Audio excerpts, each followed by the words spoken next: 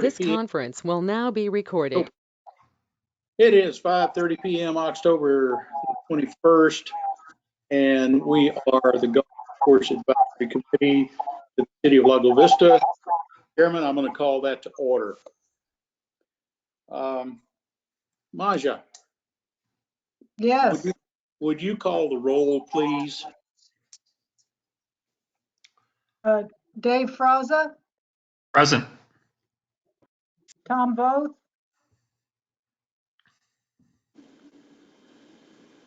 I know Tom was are you here. there? Okay. Chris Godwin.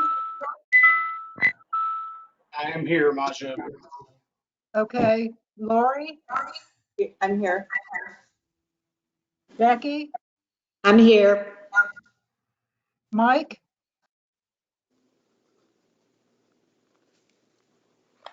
Okay, we know Chip's here.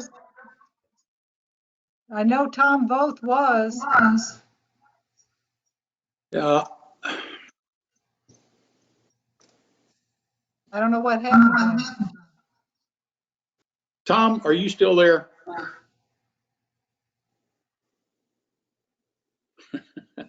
I hate these things. All right, we got Jackie, we got Lori.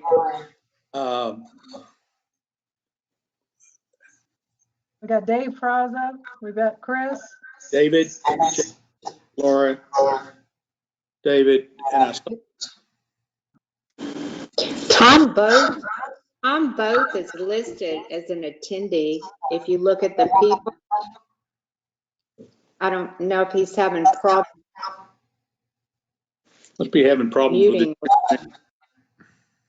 All right. With that, I declare a quorum and call the meeting to order. We will have the Pledge of Allegiance. Please stand.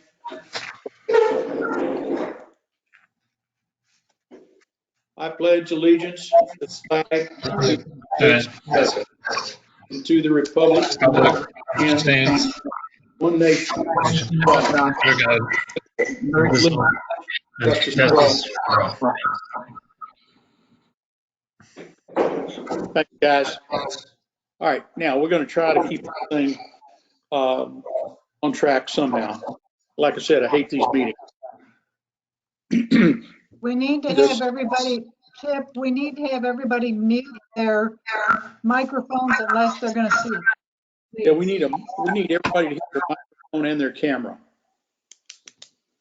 Upper right-hand side, there is an icon for a microphone and and for camera. Would everyone turn that on? Should be, if you hit it, it should be green. All right, Maja. Okay, there's Maja. There's David. Chip, I don't have a camera on this computer that I'm using. I'm sorry about that. Okay, be that way. How about you, Lori? That's me. Oh, that's you. Okay. Yes, yeah. Jackie?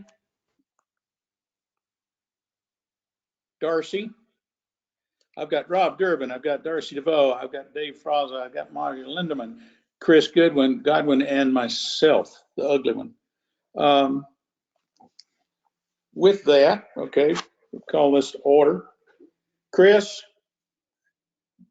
let's go ahead and get started with your report. Would you tell us about what's going on? Yes, sir, Mr. Chairman. As you requested, I did put together a little report to present tonight. First off, I will start off with rounds that were played for fiscal year 1920. Fiscal year started October 1, 2019 and ended September 30th of 2020.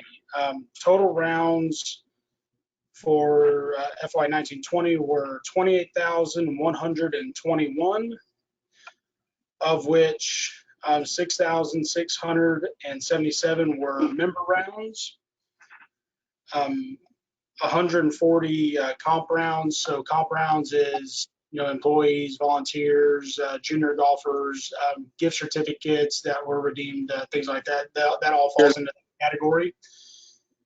And total paid rounds was 19,974. Update on financials. Wait, let me understand it for just a second. You Yes, had almost 20,000 rounds of outside play? That is correct. That is paid rounds. That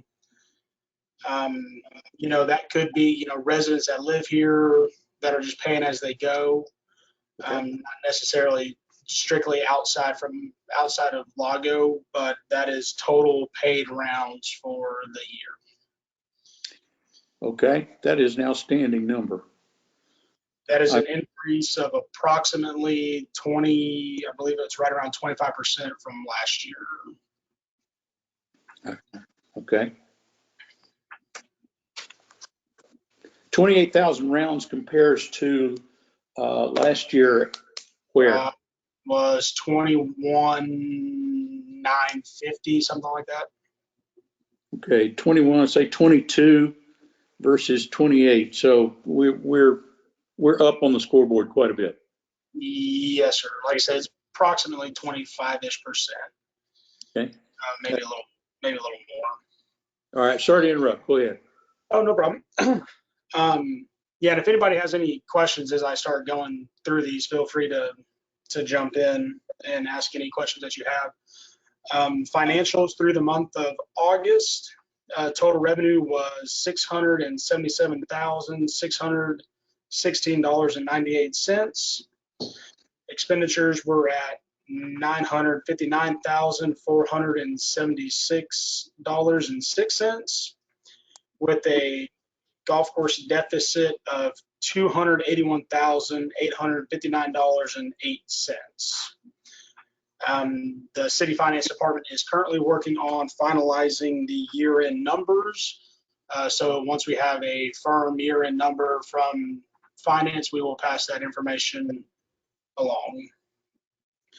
But comparatively, I believe the projected deficit for the golf course for 1920 was $435,000 and some change. So right now we are ahead of budget by $160,000, give or take a few. So I'm sorry, Chris. Something was going on there. Would you repeat that? Yes, sir. So the projected deficit for the golf course was $435,000 and a little bit of change. So right now we are ahead of budget by $160,000-ish. And that is through August. So we're not sure what September numbers are as of yet. But based on revenues, I believe revenues were right at 90-ish thousand for September. So that's going to put us probably pretty close to that number, probably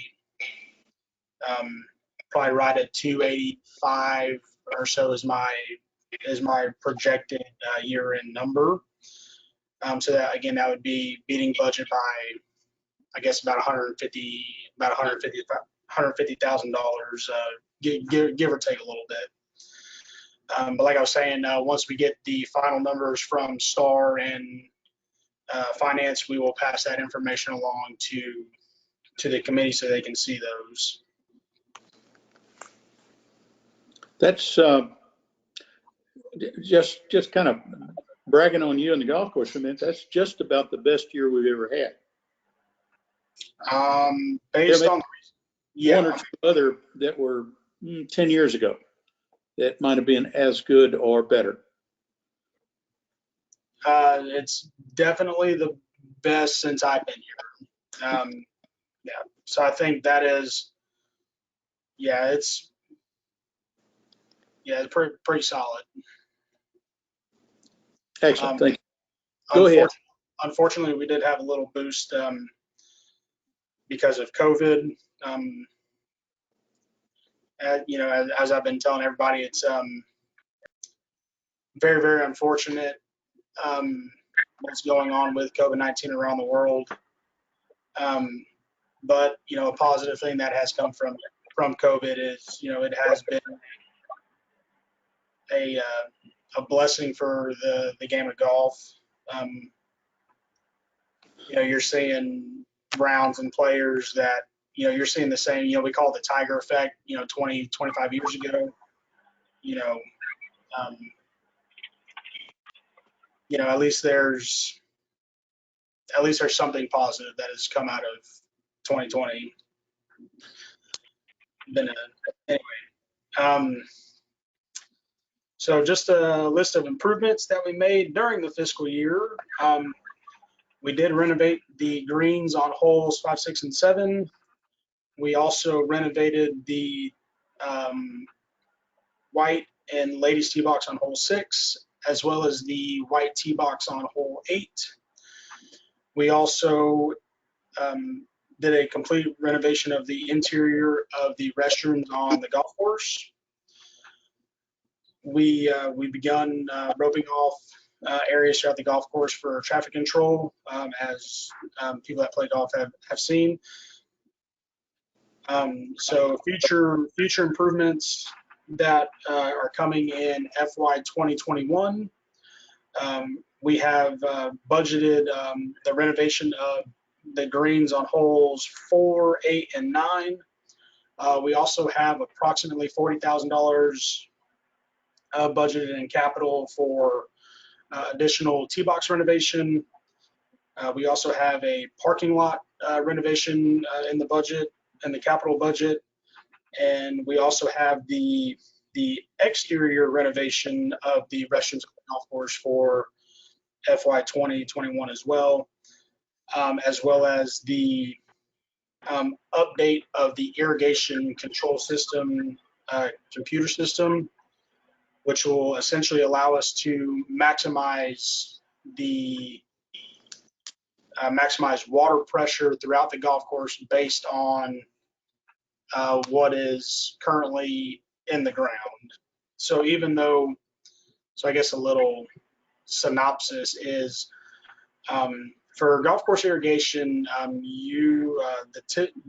the widely accepted pipe sizing is 6 to 8 inch main lines throughout the golf course, and then 2 to 4 inch lateral lines for your lateral sprinkler heads. Our main lines are running 3 to 4 inches, and the laterals are 2 throughout the golf course. So what will happen is when we start turning on water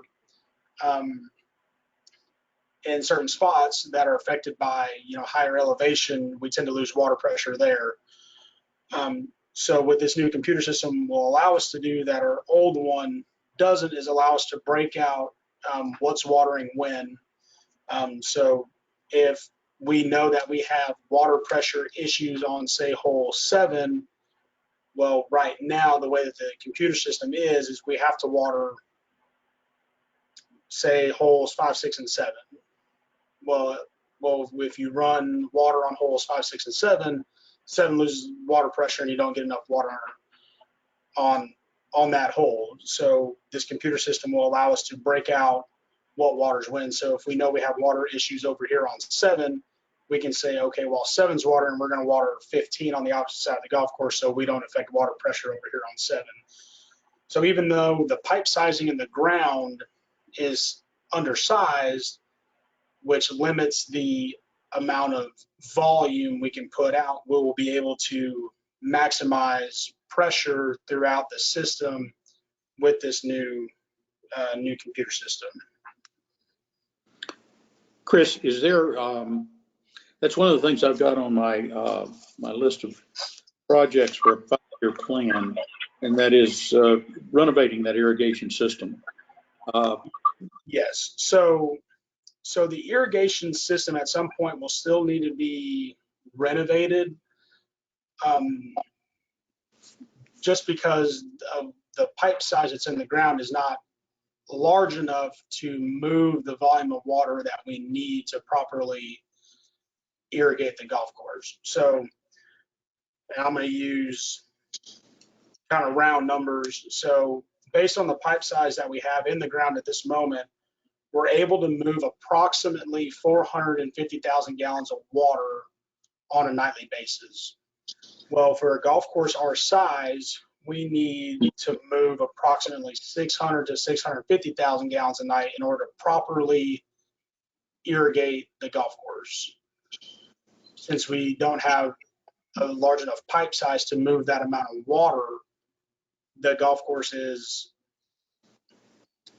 under irrigated, which is during the night, which is why you'll see water running during the day, especially in the summer times. We're just trying to get as much water out as we possibly can. So when you see water running during the day, that's where that's coming from, is we're not able to get enough water on the golf course during the night cycle. So we have to water during the day in order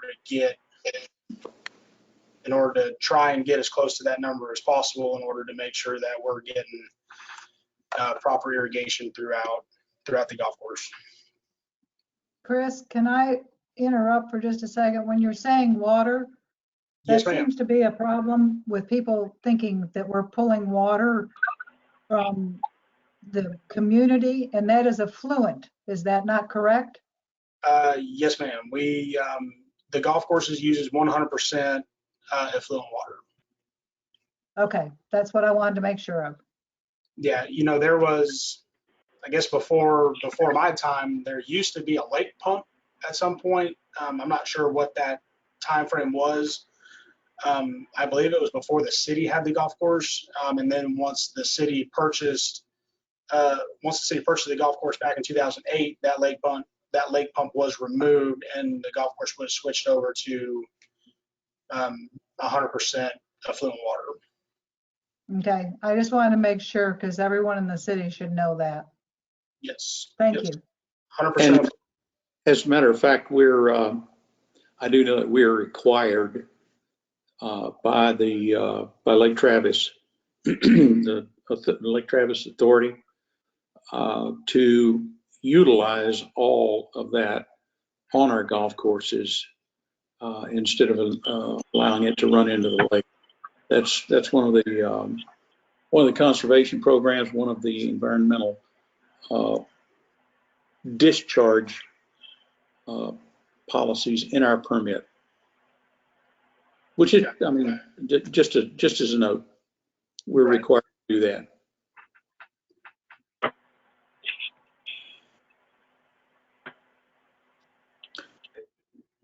What, Chris, do you have anything? Do you have anything when I'm I have sorry? one question. We never received any of the signage that we've asked for on the golf courses, and with the increased number of people out here, I mean, it's getting ridiculous when you have kids riding their bikes down the fairways while people are hitting balls, and people out in their golf carts with their families taking pictures and all kind of stuff like that. And we've never gotten any signage out at all. Is this coming? Jackie, Yes. may I apologize for interrupting you, but that's the next item for discussion on our report. I'm sorry. I did No, not. it's very appropriate. I mean, quite appropriate there. Okay. One other thing, when we're doing tee boxes, on number 14, the ladies' tee box, for 2 years, we have asked for that fountain to be moved to the middle. I mean, when you're standing on the tee box, sometimes you have the effluent or whatever's coming out of there hitting you, and either elevate it or move that thing somehow on number 14. That's going to be something that Chris is going to have to work with Public Works, because that's their effluent pond. But I agree with you, because I get hit every now and then when I'm up on the men's tees, short men's tees. Okay.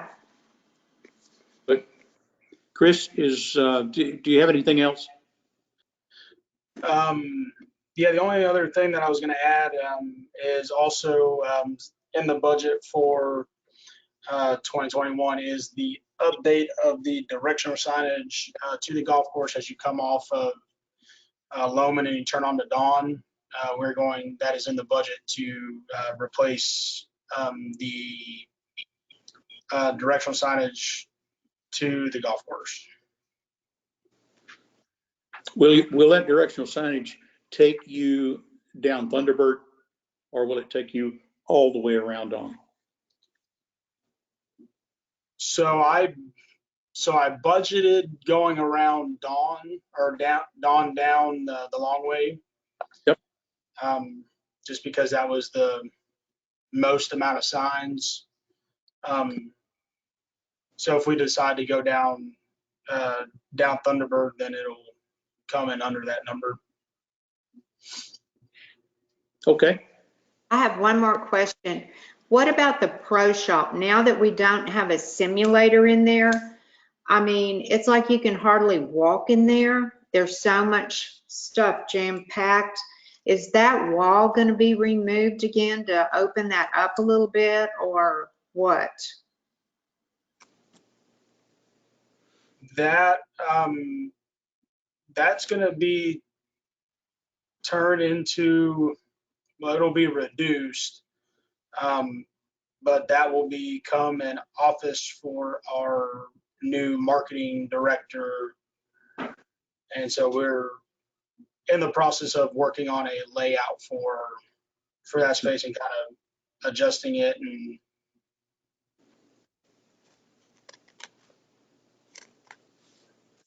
Okay, any other questions, committee, for Chris on his report?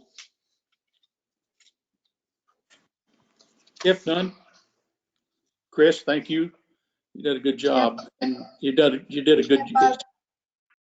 Go ahead. I'd like to add too, with all these extra rounds, my husband and I both marshal on the course, and there are a lot of people that are coming from all areas around, including quite a long distance, and they keep coming back, and they are thrilled with the course.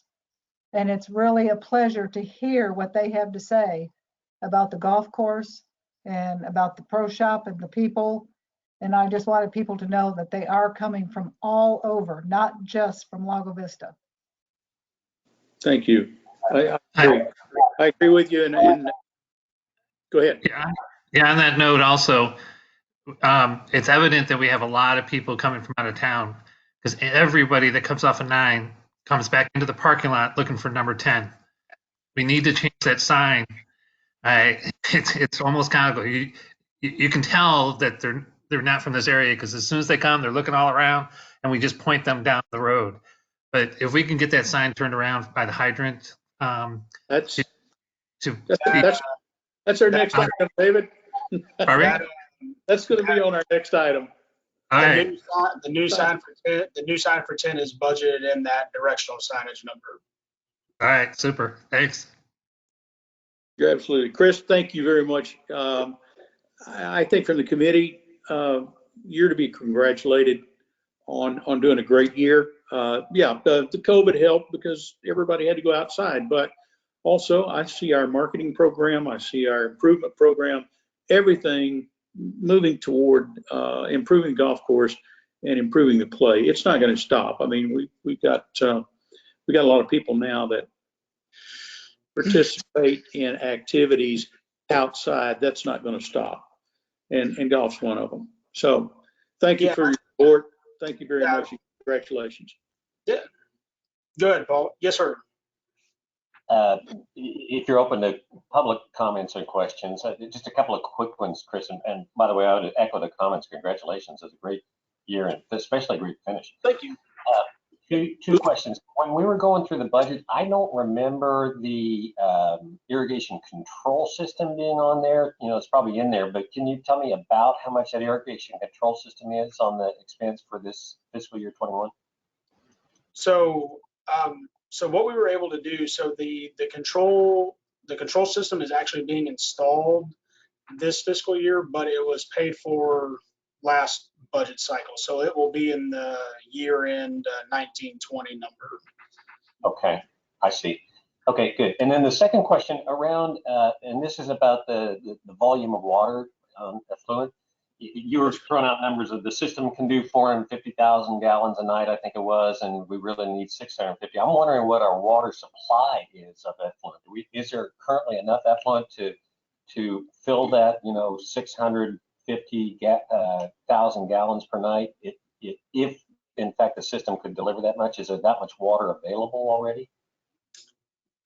Yes, sir. So we've had conversations with the city manager and the director of public works regarding that, and based on my conversations, we do have enough water there is enough supply to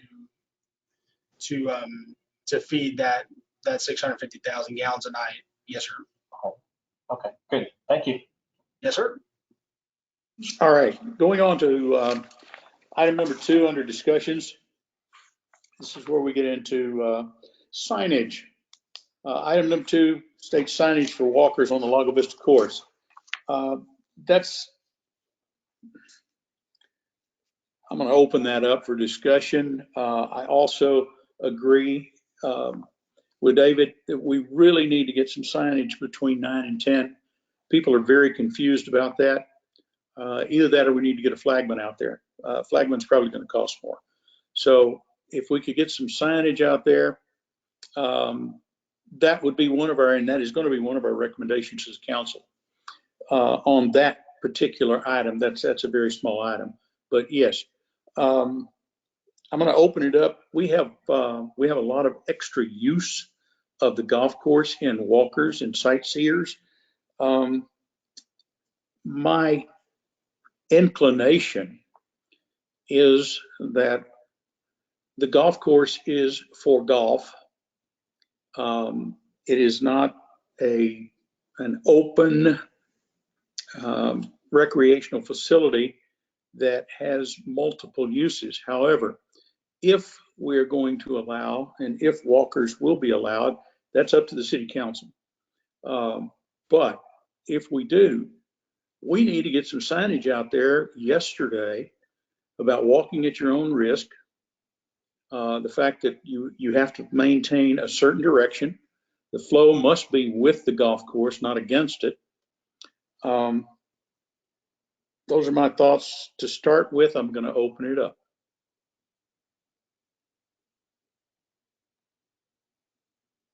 No comments? Yeah, I'll start there.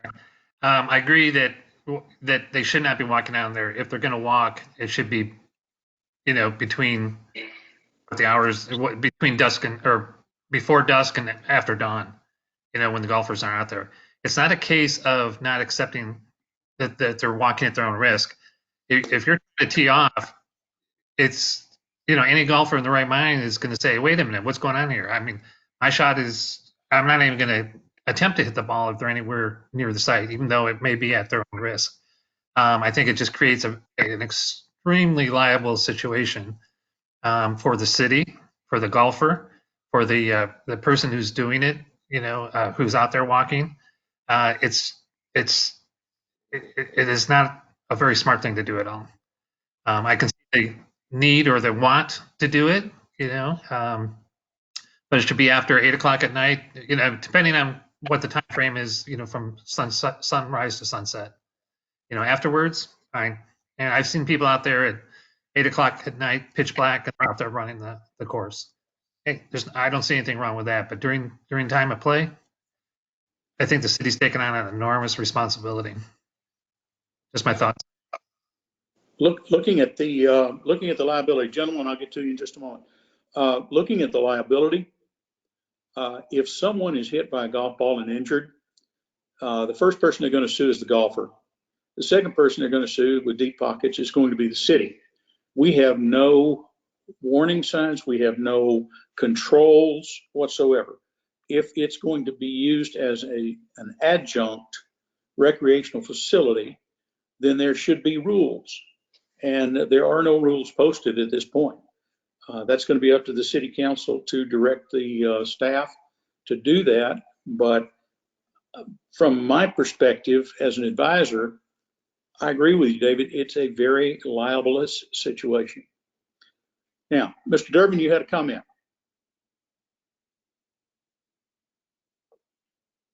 Your microphone is off. You're muted. Things up. Okay.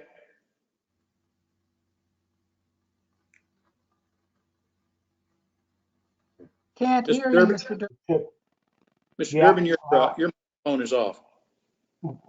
Yeah, I don't know how to fix that. There you I'll go. come back. All right, you got it. Okay.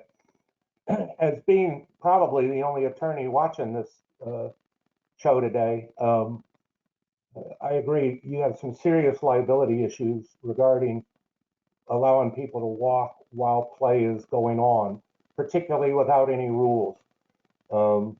And whatever rules you could put together, most golfers, I would think, would hate, because it would require people to essentially walk along with the golfers, stop when they stop to take their shots, and then continue walking. So I don't see it as a realistic option. And you're right, the liability issue is too great on that front. If you need any help convincing the city council, let me know, and particularly if I'm on it. I appreciate your comment. Thank you, sir. Chip, can I interject here? Certainly. Two things. First off, I have a dear friend who lost his eyesight, and he was a golfer, and he was on a green. Golf balls are very dangerous coming off of a golf club. And the other day, while I was marshaling on hole number 9, there were 4 children on the right-hand side of the fairway playing with little plastic clubs. Mom was out in the driveway. And I went down and told them they had to get off the course because there were golfers. There were golfers getting ready to hit a ball. If that ball had hit a child, it would have killed them, especially if it had hit them in the head. We are talking about a very serious issue. We see walkers on the course. I had to have a 4-wheeler removed from the golf course the other day with 2 young girls on it. This is going to become an extremely serious situation if we don't do something about it. Got to have some rules. I agree. Thank you, Manja. Mr. Becker, you had a comment? Just that, we can't be the only golf club dealing with this issue, and it might be best to ask our new attorney, our new staff attorney, to do some research on what's adequate, right? We could put up any number of signs, but not know that that's going to keep us more liable or less liable. But she could do some research on case law and some other cases to see what we really need to put up there. Or if signs just aren't the answer and more marshalling is the answer. But I think we might put our attorney on this to do some homework. Excellent suggestion. We'll pass that along. We've been, excuse me, this is Jackie. We have been told that the police cannot even enforce it unless there are signs up. And we've been told that multiple times. It's unenforceable unless you at least have the signs up. So that would probably be the first step that needs to be taken.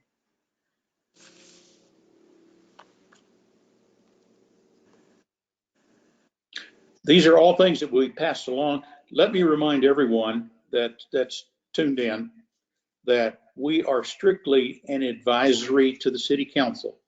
We're not advisory to the staff. We're not advisory to anyone else.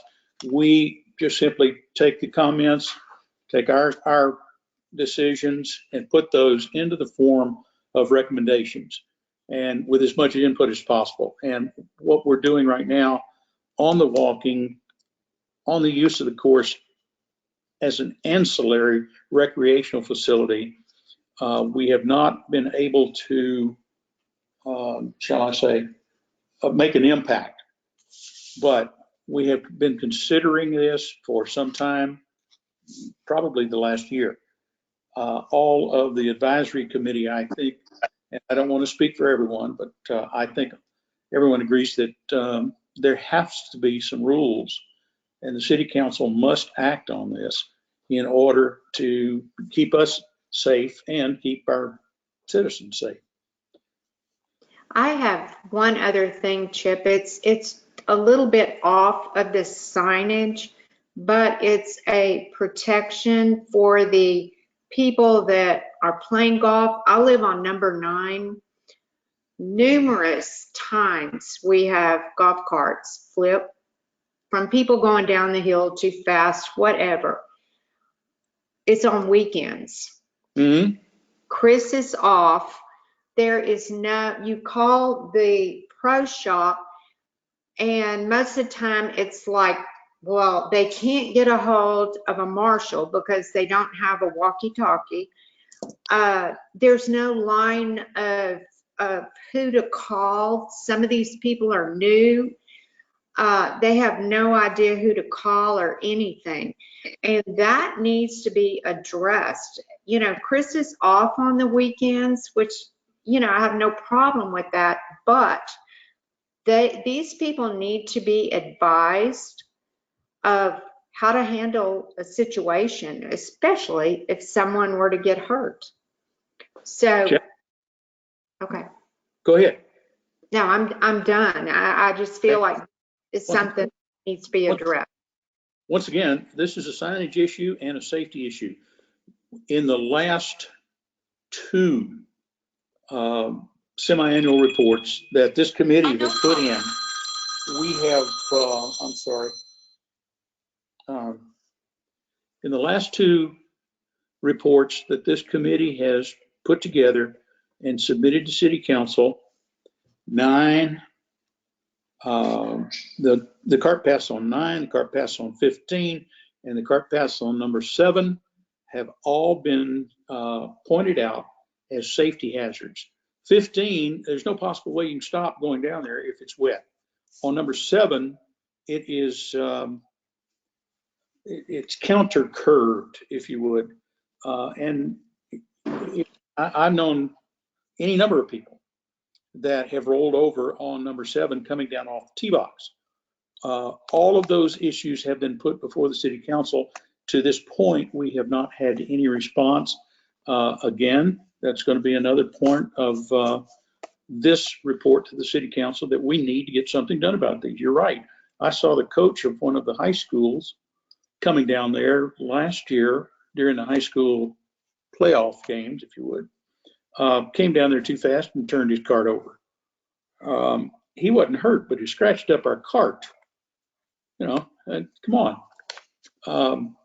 We didn't make him pay for it, but however, anyway, just trying to get a bit. Who is responsible? Are they signing any waivers, especially all these people from out of town who are unfamiliar with the course? Nope. Are they signing any waivers on using our carts? Nope. To damage or anything like that?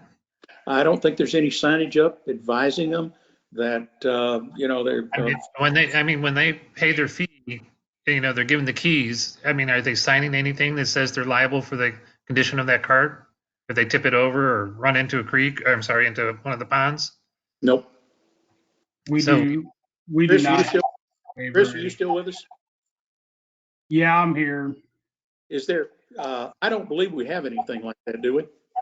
We don't have anything that they sign, but we do. But if something were to happen, we do get the customer's information and follow up with them accordingly if they happen to damage the golf cart. Okay.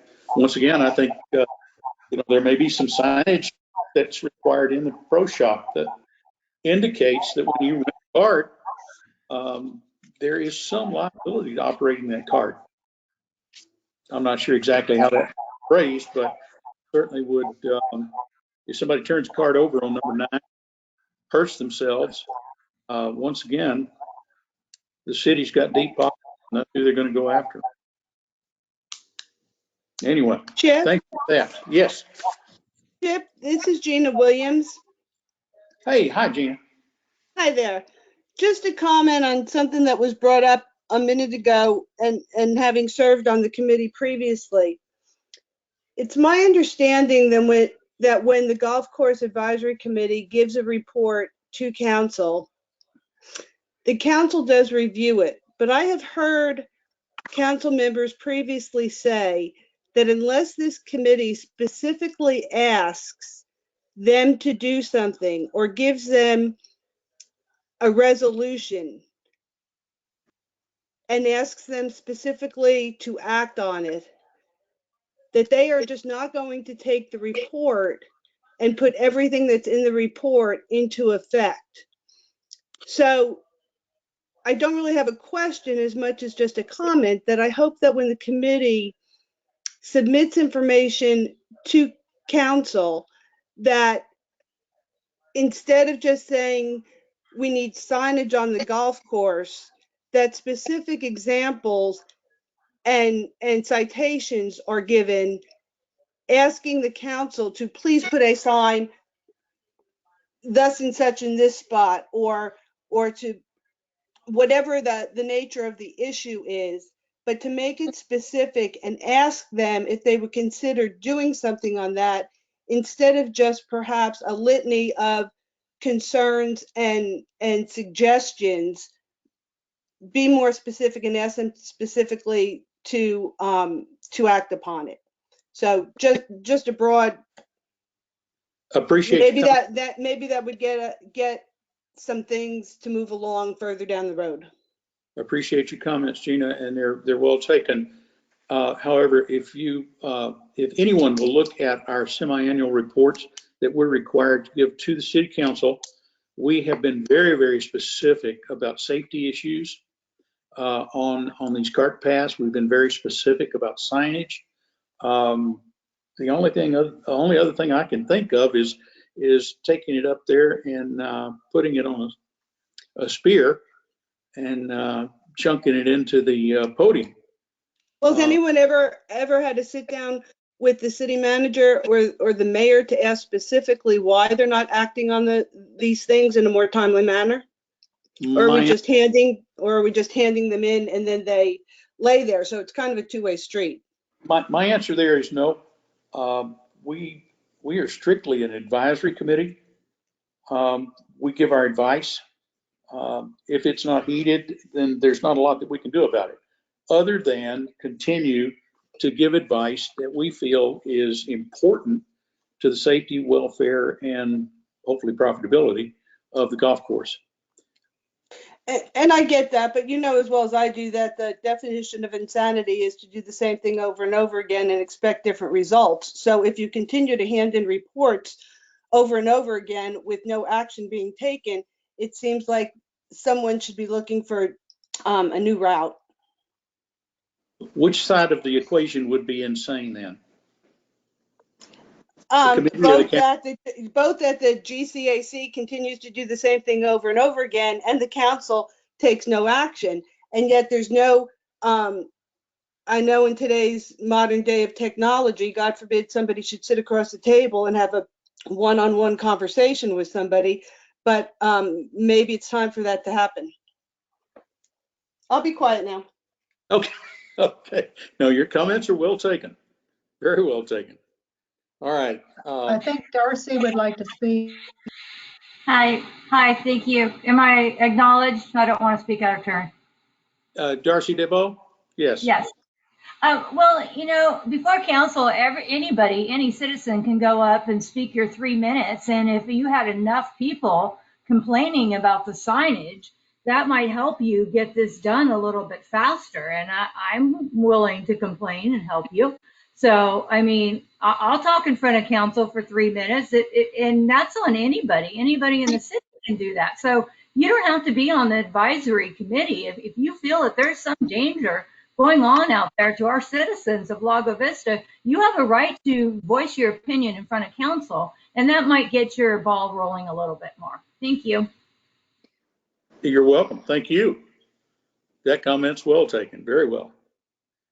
Are there any other comments on signage? I've got enough here that I can put in my report to the council, I think, to get some things at least acknowledged. Mr. Durbin?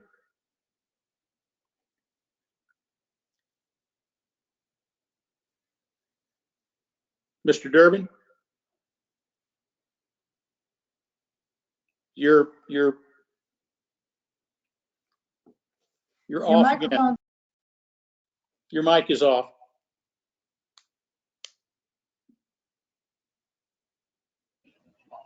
We cannot hear you.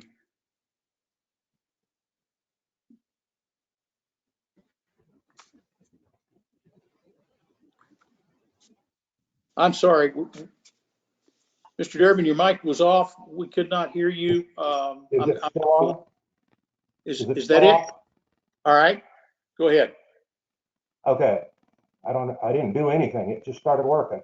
But in any case, I can assure you, and I think Mr. Prince and Ms. Marion would also agree with me, that if you send up an advisory opinion that has safety issues in it, it's going to get heard at City Council.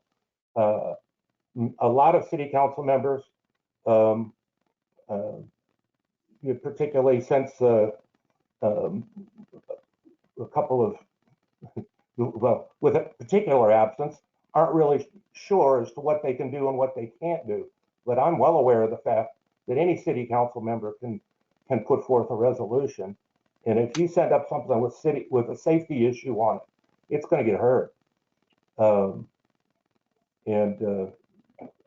I don't understand why anybody would not be paying attention to safety issues that are brought forth by the Golf Advisory Commission. That makes no sense to me whatsoever. Well, I appreciate that, because it has been a little frustrating with this committee that, you know, we understand there's some contention about golf in the community. Our issues as an advisory committee for golf is simply that, is to advise the City Council on the golf operations. There are a lot of other issues, and we know that, but we take very seriously our recommendations and our comments on what happens with golf. To date, that our reports have not been taken as seriously on some issues, I think, as they should have been. I don't know where that lies. I'm not even going to go there. But we're going to, once again, we're going to put some questions before the council after this meeting. If you specifically say that these are the safety issues that the golf course is concerned with, you know, I'll fight to get it heard for you. And I don't understand why that would be ignored. But thank you for listening. Certainly. Thank you for your comments. Ms. Marion? Yeah, I would echo the sentiments that a couple of folks have already commented on. I would also be willing to get up there and talk to the council for a few minutes on this issue. I don't think anything should be above the safety of folks that are out there, and especially if this becomes a liability issue for the city, if somebody gets hurt or something like that. Now we're talking about a really big deal, a lot of money, a lot of time and effort for something that we could, in my opinion, pretty easily do our due diligence to try to head off at the pass. So I would be willing to throw my support in there as well. Very good. Thank you. We appreciate that. I'm certainly not an attorney. I've been accused of misquoting attorneys in the past, but I do know that if it's on the record that there are safety issues and something happens, the court's going to take that very, very seriously. Chip, we have another young lady. I am an attorney, and you're right. Particularly if it's brought forward, because you're effectively advising the city that the city is now on notice of a safety issue. And if they Correct. don't do anything about it, the level of liability goes much higher. I agree with you. Yes. There's a young lady down here, CL. I don't know who she is, but she'd like to speak. Unknown person, who are you? Hello, I'm Christina. I did read that report that was actually really very detailed. I mean, each hole by hole was told what needed to happen, what sign needed to go up, anything that you could roll over on, anything like that. So there was that very detailed report that was turned in to the council that I read. And I have actually heard even Ms. Goodwin and Ms. Williams speak to the council about it. So these things, sorry, my sunset's coming right in my face. These things definitely need to be taken care of with the council, and your liaison should definitely be the one going to bat for you guys. Right. This is Miss Lucerno, right? Yes. Christine, thank you. Absolutely amazing that you read our report. Thank you. David. Good job, Chris. Yes. In the effort to ruffle a lot of feathers, we have a city council, a city attorney, I believe, who, if they aren't taking all these things into consideration, we probably need to replace. We also have city council members who play golf or out there, and every one of us have talked to every one of those city council members. And if they are still ignorant as to what needs to be done and what we have voiced and what our concerns are, then maybe we need to start replacing them. All right, it's not rocket science. They all know, but they're the only ones that have control over what happens to that course. All right, that's all. Thank you. Your comments are well taken, Ms. Marion. Ms. Marion, I'm going to recognize you, and then we're going to go on. Yeah, just very quickly, just to kind of piggyback on something Ms. Lucero said just a moment ago about the importance of making sure that the city council liaison for this committee is aware of these things, so that hopefully he can help champion this cause with the rest of city council. He is not on tonight because he was having an issue. He did give me a phone call and tell me that he couldn't get on tonight because of something was messed up with the computer. So he does take this very seriously. Where it goes when it gets to the full council, I'm not going to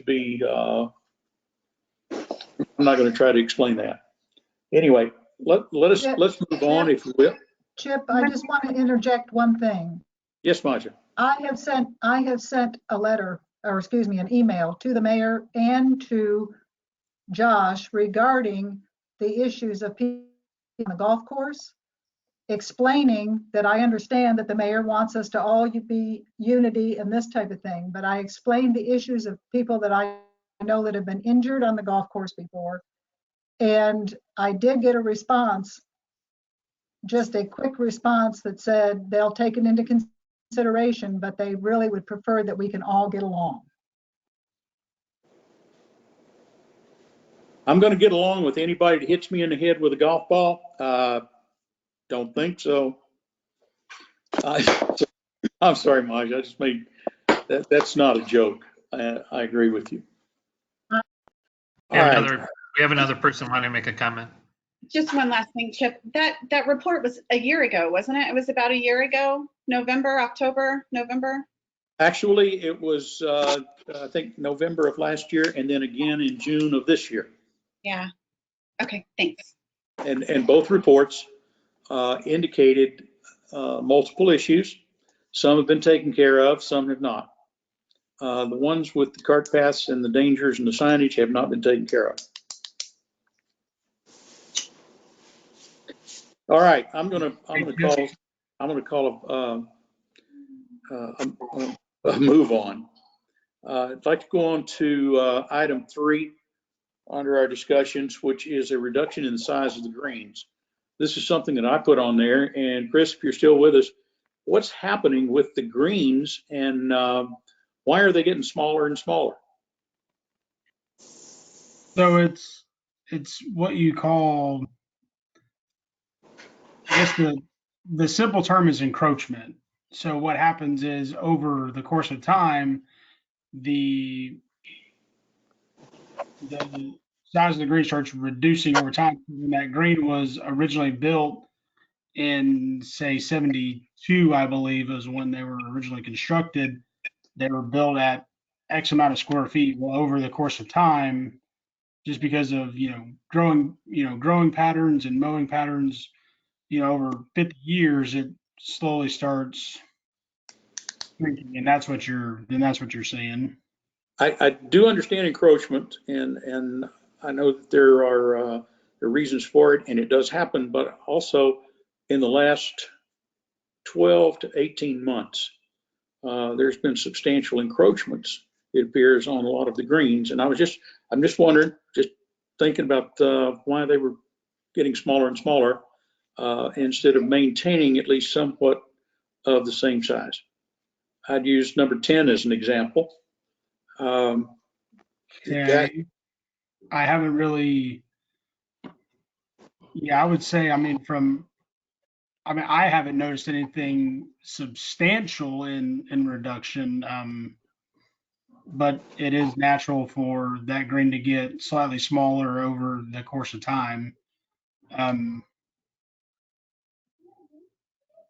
But yeah, we can certainly take a look, and I guess whenever you have some available time, we can go check it out, and you can kind of show me what you're looking at, and we can kind of collaborate, and I can try to explain it to you. Okay. I'm pretty up on it, but yeah, let's get together and let's talk about that. It's just a comment that I had, and once again, it's not direction. It's just a comment of why, and maybe we can take a look at them. Yeah, I'm more of a visual person, so if you can kind of show me what you're talking about, I can that way I can put my eyes on it, and I'm a little bit better visually. All right. Fair enough. Any other comments on that from the committee? Being none, let's move on to number 4, which is another issue that's come up. It may or may not be important, but Chris, I wanted to ask what's with the cart supply? I've noticed that you've had to go out and pull and bring other carts in on top of the ones that we've had or have in order to meet the demand. It's good and it's bad. It's excellent that we're having to go out and pull in other carts because we've got more golfers than we've got carts. But I'm just wondering, is that a short-term or long-term issue? What's going on with that? So, Mr. Chairman, to answer that question, I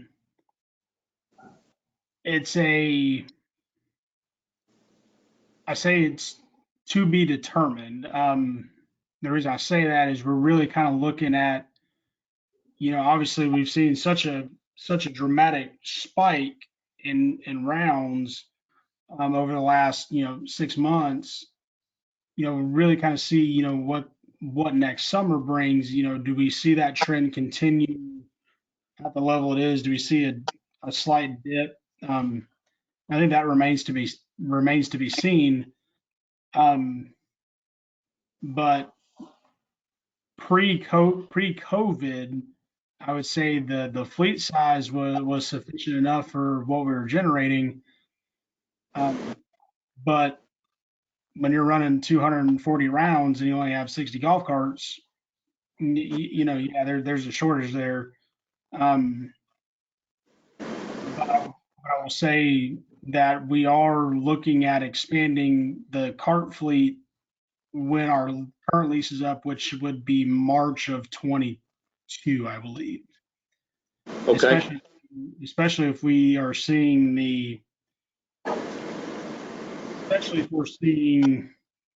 that continued increase, and just so everybody listening can kind of understand. So your cart lease is over the course of 4 years.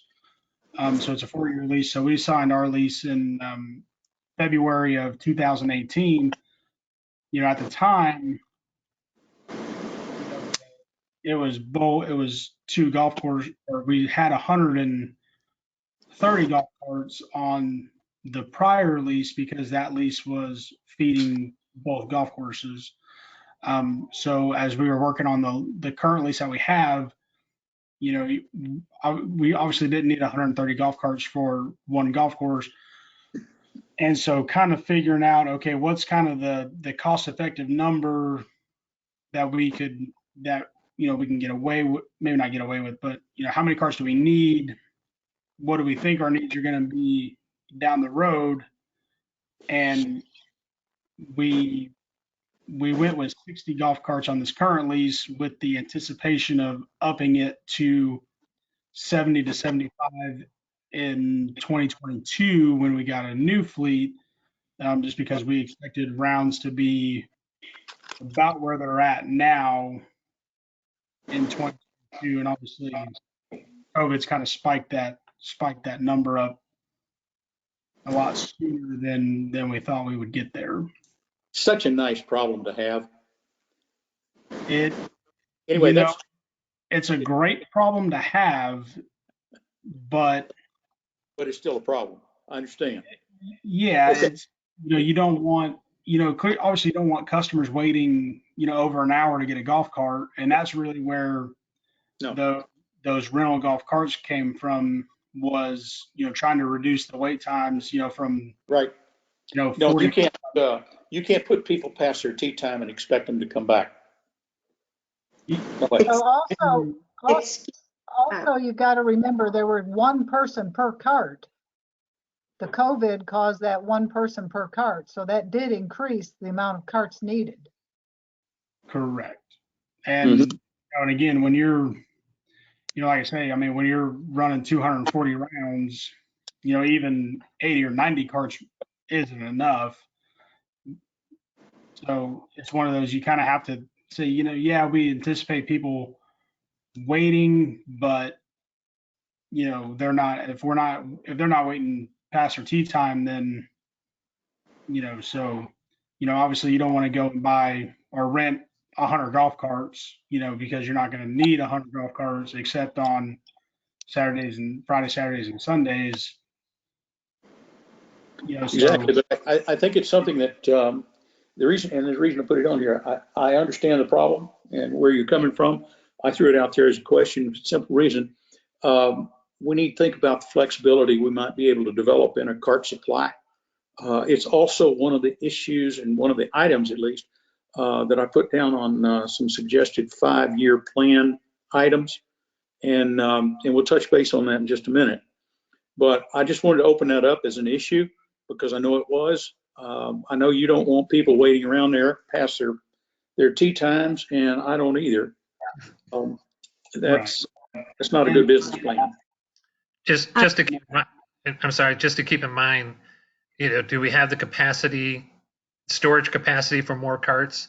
And getting into our 5-year plan, what expansion are we going to need if the course does require another 40, 50 carts at this course? 130 carts before was between 2 courses. Right? If we get up into close to 100, what is that capability going to be? So, so to answer your question, Mr. Raza, maximum capacity in our cart storage facility is 70 to 75. 75 is pushing it, but we can get 75 in there. And and again, kind of based on, as you're sitting here working on a golf cart lease in 2017, you're trying to project out, okay, where do I think my rounds are going to be at, and what are my needs at that time, and that's where that 60 number came from. Obviously, COVID's put us a little bit ahead of schedule, but we are working with Yamaha and Easy on potential solutions to that, especially if you see that continued increase into next season, which from March to September, October, it doesn't make any sense to pay. We were paying $3,000 a month for those 10 rental cars. Over 6 months, doesn't really make a whole lot of sense. So, but yes, I guess short answer is yes, we are working with our golf cart provider to work on that solution. I think it wasn't pointed at you to ask a question of what you were doing. Just simply that noted that cart supply was a problem. You are working on it. It will be part of the report that goes to council from this meeting. that there are issues with that need to be looked at, and you need to be given the help to look at it. Take care of it. Jackie, you were Yeah, I was curious. I didn't quite catch what Chris said. During the months where we had just, the parking lots were just full on the weekends. I know one Saturday we had 29 people waiting for a cart, and it was like a 45-minute wait. As they were coming in, they were cleaning them so fast. But you can rent these like for maybe a 3-month period or so. Is that what you said, Chris? Instead of having to actually take them for the year? I mean, can you rent them just during our really increased play months? Jackie, let me interject here. It's been my experience in running golf operations that you can do that. You can create a flexible supply from your supplier if you're expecting to have more rounds in the year than what you had last year. But if Chris goes out and just simply says, I need 30 more carts for 6 months, the cost of those is going to be astronomical. And usually that wasn't cost effective in my operations. So Okay. to put a number to that, on a per month basis, you're looking at approximately $300 per car per month to rent. So if Wow. if you're renting golf carts, say from March to October, that's 7 months at $3,000 a month. That's $21,000 just to rent golf carts. So that's where it's not really a viable option. So if we can roll into a new lease where you're looking at roughly $80-$85 a golf car to rent per month, that's the more cost effective solution to that problem. Okay, I understand. All right. Any other questions or comments on that item? Mr. Prince? Yeah, my suggestion would be, it sounds like that there is certainly a COVID-induced shortage of carts, if you will, and we would not be the only business that would increase their prices based on a temporary demand. So I think something like a surcharge on carts that is during the COVID situation where people per cart goes down would be very appropriate in my mind to consider. And Chris, obviously you'd have to take that before city manager and then probably before council to get that approved. But to me, that seems like a very, very viable solution to cover the higher cost of a temporary need. Mr. Chairman, if you don't mind, I'll touch on that real quick. So to answer that question, Mr. Prince, we did update our golf cart policy to add an additional surcharge for additional golf cars that normally would not be going out under normal circumstances. So that charge is already, so that policy is in effect. I believe it went into effect, I believe it was a week and a half ago. About 2 weeks ago. Okay. Any other comments from the committee? Paul, thank you very much. That's appreciate the comments. Any other comments from the committee? Being none, let's move on to item 5. Item 5 is a just make you aware comment, and I put it on here because things are not looking good over here. Item 5 is a plan. Does the city have a plan for the Highland Lakes Golf Course if and when it goes into bankruptcy? Just from personal experience, looking out my window here at number 2, it ain't looking good, folks.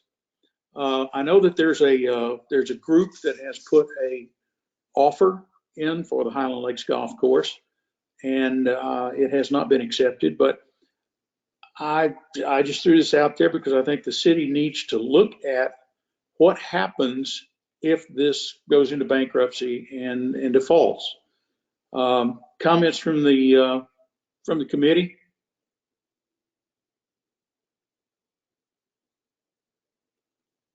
Mr. Durbin. Okay, I left my microphone on, so hopefully it's still working. It is. Oh, amen. And please consider this advisory to the advisory committee, I guess. But when you phrase something like this, the publication of number 5, I'm concerned would put the city in some liability, particularly with your last comment that there is an offer out there.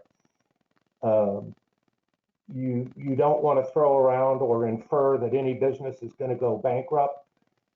It can be seen as a liable statement, and should that offer go away and the Highland Lakes course claim that it was due to the city talking about its upcoming bankruptcy, the city could have some serious liability issues. So I just wanted to say, if you're going to talk about something like that, and it's out there now, so there's nothing you can do to fix it.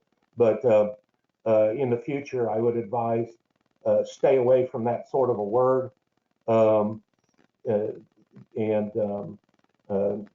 essentially try to focus on maybe the future of the courses in Lago Vista, or possible expansion or something like that, rather than mention the word bankruptcy as attached to a particular entity, because that could be a problem. I appreciate that. That's the only thing I have to say. I don't have a clue as to what y'all are going to discuss on this, but that particular, when I read the agenda, I got a bit concerned. So just advice to the advisory. I appreciate that very much. I will rephrase that. There you go. In going forward to the council, and I appreciate your advice. I'll strike it from the minute. Beg your pardon? Okay. Chip, it's Gina Williams again. I have a question. I guess I'm a little bit confused about why this item might be on the agenda because of the fact that the city does not own that golf course. And so that's private property. So I don't understand where this is all coming from, why this is even being brought up as a city issue when the city has no teeth in this. Well, several reasons, Gina. First off, it is zoned as recreational property. Secondly, the city does have some stake in this because of the increased tax revenue that are generated golf appreciation. When properties are valued on a golf course, they're valued at about 18% more properties across the street. Hence, the city has a real stake in it because of the additional tax revenue that they stand to lose or gain or lose. If it closes down, they'll stand to lose that. Okay, thanks. Yep, this is Jackie Goodwin. It was my understanding for listening to Walters with many of their presentations that they owned that building. They were very interested in that golf course at one time. I do know that they ran into so many problems with the wedding venue, and maybe that's something they, right now is like on the back burner. But I really felt like Walters was very interested in that property. So maybe eventually that will take care of itself. Well, Hopefully. I certainly don't want to see anything disruptive happen with it ever. Lori would like to say something. We don't know what's going to happen. It doesn't look real good right now. And I just threw it out there so that it be food for thought. Chip, Lori would I'd like like to say.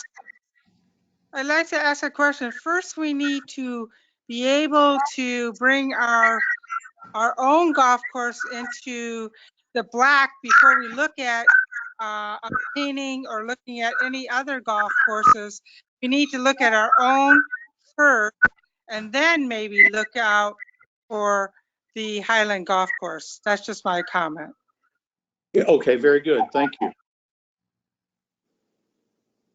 David. Yes, sir. Another topic. Are we done with this topic? Yes. All right. Just Chris, while we're discussing 5-year plan and everything else, number 2 tee box. What's the plan on that? Where all the big pile of dirt is. Oh. Chris, Okay. Yep. So that is the dirt for the new white tee box that we will be building on number 2. And do we have a time frame or? The time frame was supposed to be about 3 months ago, and then we had just nonstop issues with our irrigation system. So we've been working on those issues. So that has been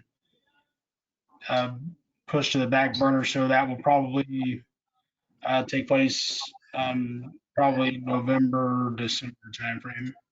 Okay, so we can just tell people basically got to take care of the irrigation first before you go ahead and level it all out. Yes, sir. I mean, just some several, I guess, nonstop irrigation issues has kind of delayed that project a little bit. I was really hoping that was part of a new motocross track.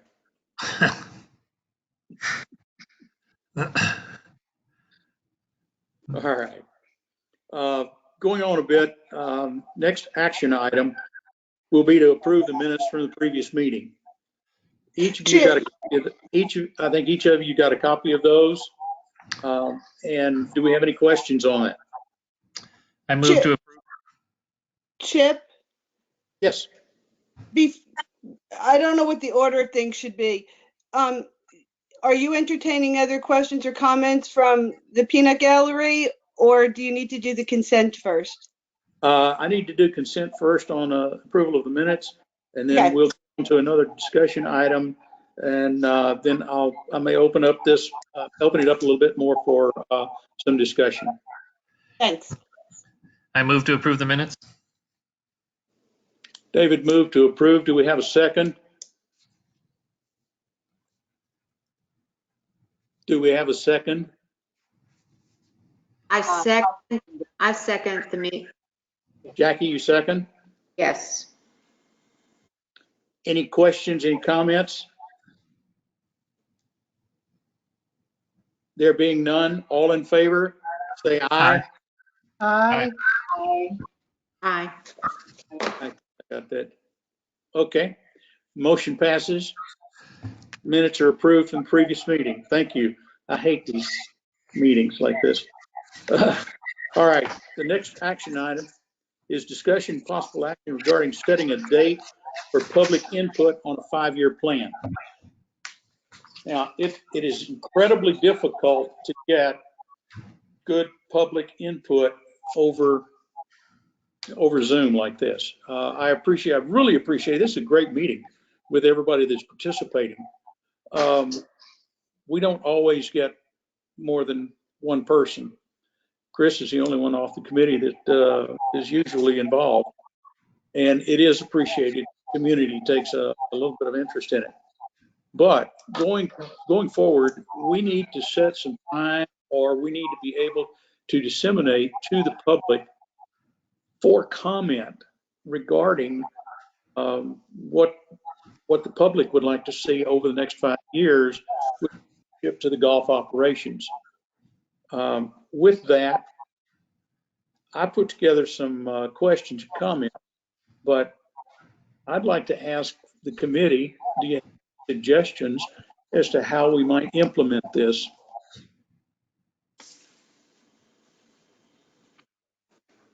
Jackie? I didn't say anything. Chip, would it be possible? Would it be possible to do a survey that would be sent out like with the water bills or LCR, something that would be a survey and say, you know, give a list of things that we feel, you know, okay, check boxes, and what do you feel are the most important items? Rate them from 1 to 10. I don't know. I'll have to ask the city manager about that, and I'll have to go through Dick to get that approved to do anything like that. But at this point in time, under the circumstances, I don't see any other way to do it other than sending out a questionnaire. Anybody have any other comment or questions or maybe suggestions on that? Lori, Yeah. Yes, how about putting out the survey on the Lago Vista community page? You might get a lot of feedback on that, or any other on the Lago Vista page. You should be able to get a lot of comments back on what they feel you want to do in the next 5 years. Just my comment. Okay, thank you. Good point.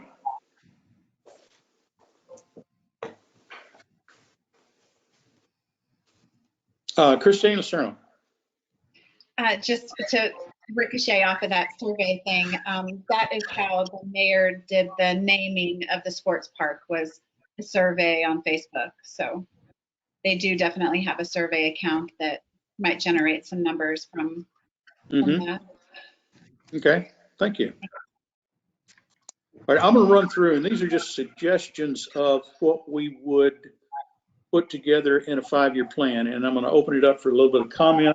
I don't want to take a lot of time because this is not solid as yet, but I would really like to get the committee's involvement in this and your suggestions as to what we need to be looking at. And I throw these out as strictly comments from me regarding what we may be looking at in the 5-year plan, nothing concrete. Number one, should the golf course become part of the Parks and Recs department? What are the advantages and disadvantages? There are some, there are disadvantages also. Currently, the golf course is operated as a city enterprise zone without accountability as such. Number three, an economic model needs to be developed of how revenues will be increased over the next 5 years. Create numbers of what revenues and expenses are projected to be. Is generated, I'm sorry, this is another item, for taxes generated as a result of added value for golf course property. Should that become part of the new golf course revenues? It's certainly something that our auditor, our city auditor, independent auditor, said that was possible, and other cities did it. We need to look at that as another way of increasing our revenues. Number five, research optional layouts and how they could be implemented. And by that, I'm thinking long range. We need to enlarge our driving range. How could we do that? Could we relocate tennis and pickleball courts? How are we going to increase parking? That's something we need already. How are we going to increase cart storage? Chris, this goes to, we're going to need extra carts one of these days. We're going to need more. How are we going to do that and get beyond 50 to 60 carts? Over the next 5 years, we need to take a look at where, when, how much. increased cart storage, increased parking, increased cart storage. What about a training academy for young, for old? What about the first tee? Things like that we may be able to develop over the next 5 years. Another point over the next 5 years is, should we rebuild the clubhouse and the pro shop? That's if and when our business increases and our rounds increase, we're going to need to look at that. We need to look at where the restaurant or the 19th hole could be located and what order of magnitude should it be. In other words, is it too large now? Is it too small now? What, over the next 5 years, how do we look at that restaurant?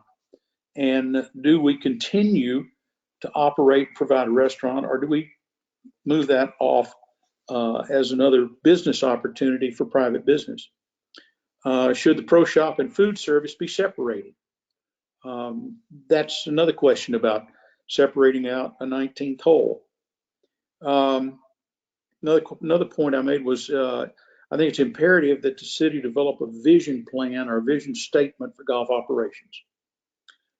There is not a vision statement out there. This is a business. I understand how cities work. I understand how golf courses work and resorts. But we need a vision statement for the golf course over the next 5 and carrying it into the future. Another thing we need to look at is a real marketing program initiated, and it will indicate how we reach out and offer recreational opportunities, not just to Lago Vista, but also outside the community, bringing in numbers and opportunities from outside play.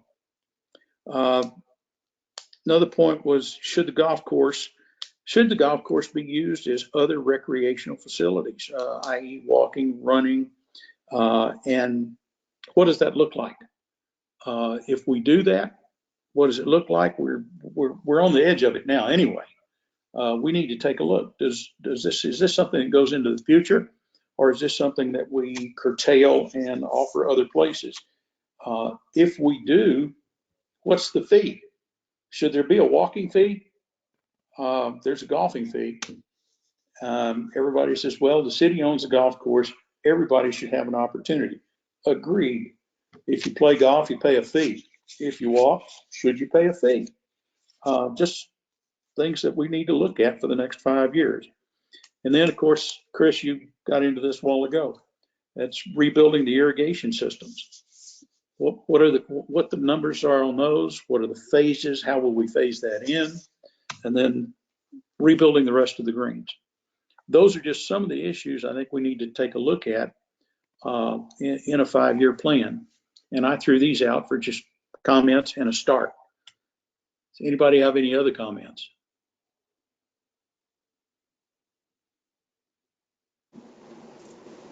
I have a question here. Chris mentioned a marketing director. Yep. Are we actually getting one? Because if you look at programs, Chris has a lot on his plate between, trying to keep up with the golf course itself and, the pro shop and stuff, but going out there and marketing the different programs that we could offer and the events that we could sponsor. Are we actually getting a marketing director? Hey, Jackie, this is Chris.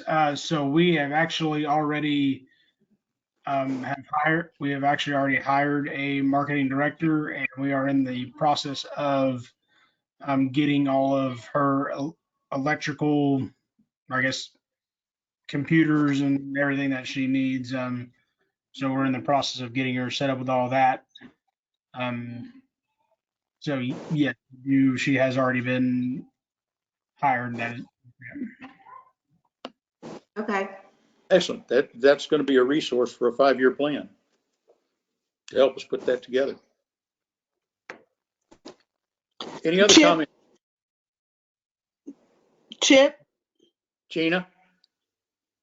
So one thing I'd like to say, which is actually a compliment once again to Chris, is that a lot has been said tonight about play being up because of COVID or because of the fact that we only have one golf course.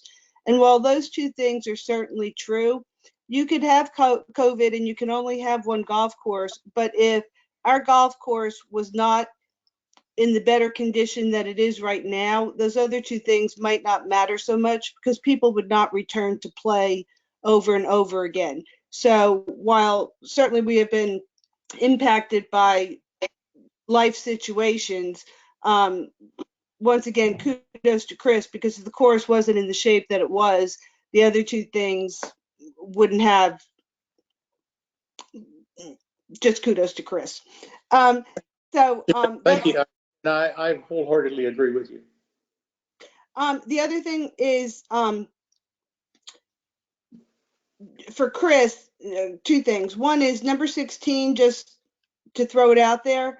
Great job on cutting down all the bamboo, but as we all know, bamboo has a life of its own and regrows at a rate that's unbelievable. And so I guess along the way, I wondered if it just doesn't make more sense to pull out all the bamboo so that we are not expending maintenance and time of staff to continue to maintain and cut down bamboo, that if we just got rid of it, it'd be a whole lot easier.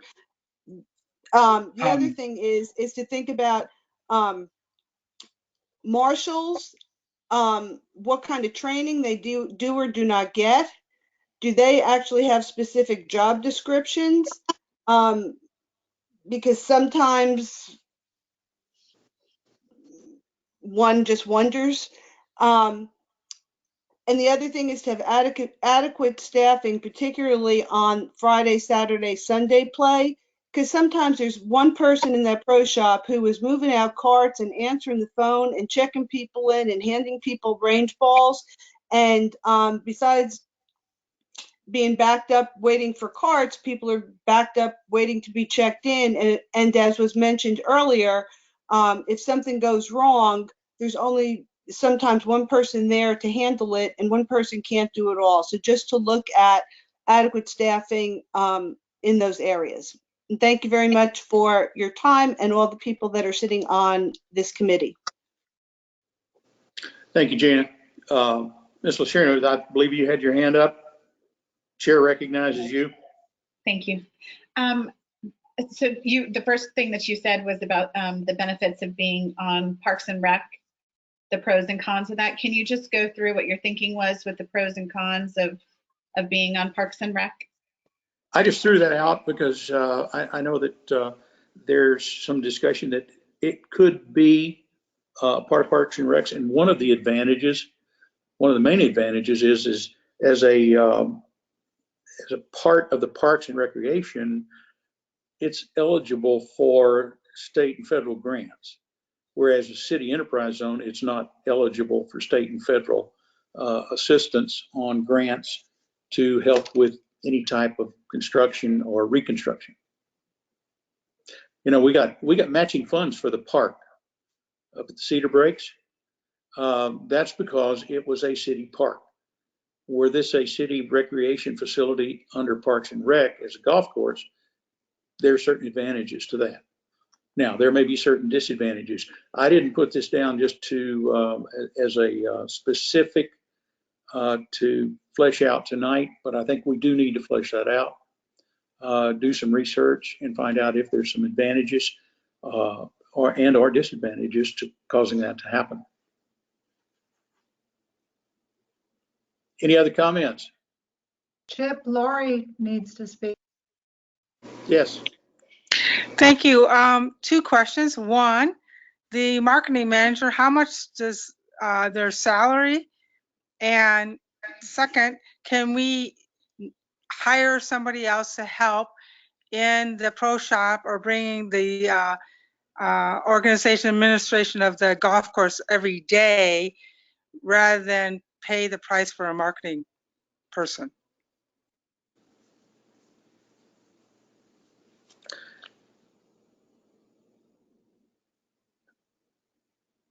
I don't think we can discuss salary, can we? That's really not appropriate, I think, for this committee to discuss, in that we're just an advisory committee. That is appropriate for a question to the city manager, and or the council. Okay, well, my question is that the previous persons talked about how it's backed up at the start or the at the pro shop. Would not it be better to hire additional personnel to run the golf course? And I don't know about the marketing, but it's, you know, you can market on anything on the community board or on the Laga Vista page, rather than paying somebody to do what we can probably do ourselves. Just my comment. Very good. Thank you for that, and that's appreciated, and we'll take that into consideration. Mr. Durbin, I'm gonna recognize you, and then I'm going to sit. Mine's quick. It's quick. I just wanted to find out, the city's got an awful lot of new directors, and as far as I can tell, not many of them have a whole lot of people working for them. Who is this director of marketing going to report to? Are they going to report to Chris? Yes, sir. Good. Okay, thank you. That's it. Are there any other comments from the committee? Questions? Boy, that's silent. All right. Mr. Prince, I'll recognize you. Yeah, thank you. Just a suggestion on survey. It seemed like, Chip, as you were walking through some of the questions you have, most of those questions are rightly aimed at people who are either current or prospective users of the golf course. And so as we collectively think about methods for gaining input from them, you know, around things like, is it more important to repair the greens versus the parking lot? You know, how would you prioritize fixing things? That's one target audience, is people who use the golf course. I think if you survey citizens who are not golf course users, it will be an entirely different thread of feedback, if you will. And so I think it's important to distinguish who's your target audience for that 5-year plan input. Is it golfers, or is it the entire city? And I would suggest that it may be more appropriate actually to aim your survey at golfers to get feedback on the who use target marketing. Yeah, exactly. Yes. And then secondly, I'll just say, as a person whose daughter-in-law is a professional marketing person, my general observation is that a good marketing person pays for themselves. So I'm all in favor of that. About 900% of the time. I agree. Yeah, All I right. agree with that comment also. David? Yeah, I was just saying I agree wholeheartedly that it should be target marketing. Otherwise, you're going to get all kinds of, you know, input. But if we're specifically concerned about the golf course and either the MGA and the LGA, you know, those would be the two best to start with, I think. Ms. Lucerno, I'm going to recognize you, but then I'm going to call this to the committee. Go ahead. It is all the citizens that pay for it, and I'll end it with that. So it would be good to get everyone's input as well. Good comment. All right, to the committee. Is there anything else that we need to bring before the committee tonight? I move that we adjourn. Motion's been made to adjourn. Do we have a second? I'll second it. Who was that? Lori. Okay. Thank you, Lori. All in favor, say aye. Aye. Aye. Aye. Great meeting. Great meeting. Very, very good meeting. Thank you all very much for participating. Yeah, thanks a lot. Thanks to everybody that participated. Thank you. Bye. Thanks. Thanks, everybody. Have a good evening.